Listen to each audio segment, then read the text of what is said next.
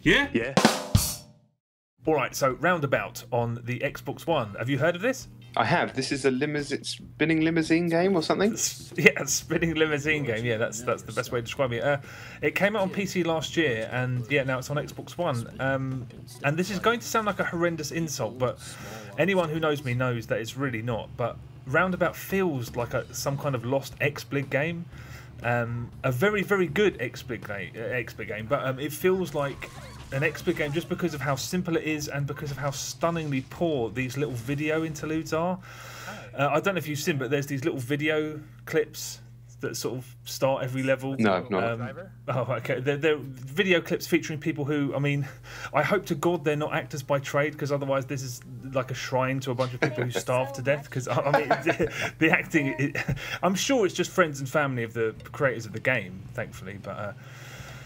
Yeah, I mean, the game, I played it for 15 seconds and it took that long to come up with a shorthand for describing it, and I've now gone back and looked at some of the reviews of the PC version, and yeah, that's basically how almost everyone described it. It's basically Crazy Taxi crossed with Karunin. Did you play that on GBA? That was one of my all-time faves. Yeah, it's a classic. Yeah. A GBA game where you had to basically maneuver this pole-shaped spaceship around these very, very increasingly complicated tunnels, and the beauty of that game was that the levels were really cleverly designed, and Roundabout's world is almost on a par.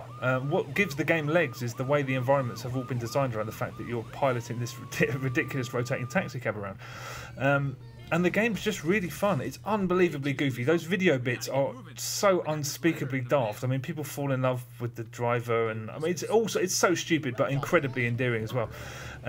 There's a really admirable amount of content, and it is consistent as well. That's the most important thing. There aren't any lulls in it. It's pretty steadily good the whole way, and there are loads, and I mean loads, of really silly customization options and some really enjoyable mini games as well. I think the only issue really is that it's £12. Right.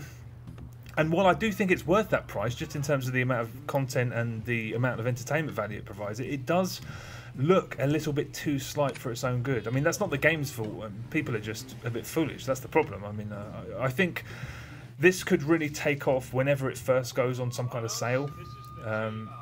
So yeah, I mean, it's a really solidly designed, really entertaining game that deserves to find an audience. Oh, that's another thing. Another unfortunate thing, and another thing that reminded me of XBlig is that it's a really great score attack game, but the leaderboards aren't really very prominent. So, you know, in most XBlig games, there just weren't leaderboards at all. Here, there are leaderboards, but they're buried in a little bit too deep in the menus. And if you're competing with friends, you want to know straight away whether you need to go on another run, rather than sort of tap through a few screens. So that's a little bit of a missed opportunity, I think. But aside from that, I mean, it's a really solid, really fun game. And if you even slightly like the look of it, I think it's worth the current asking price. So, yeah, have a look.